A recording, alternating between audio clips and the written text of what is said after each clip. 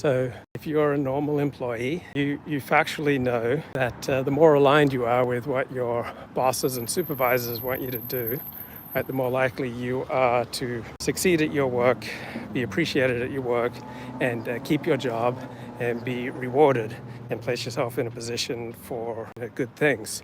On the other hand, factually, the less you think about your boss or your superiors and what they want, the more likely you are to get out of alignment with them and to run into trouble at work and even possibly lose your job. If you never think about what your spouse wants, you're not going to be married for long. If you never think about what your friends want, you're not going to keep them as friends. If you don't think about what your family members want, you're not going to have good relations with family members. So these are like factual beliefs. You believe that in gravity, so you don't step out of a third-story window. These are very different from symbolic beliefs, such as religious beliefs or beliefs in conspiracy theories.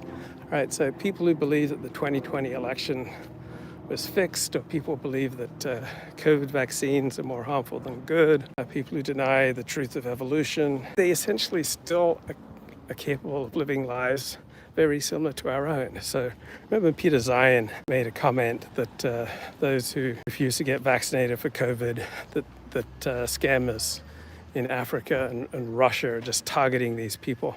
But refusing to get vaccinated is largely a symbolic belief.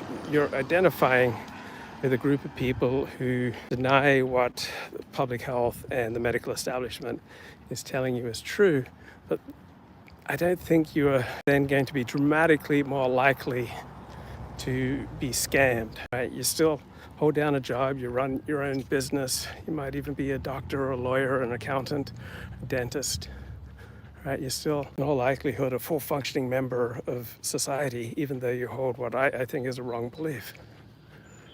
And so there are all these books out and all this public attention paid to the great problem, misinformation.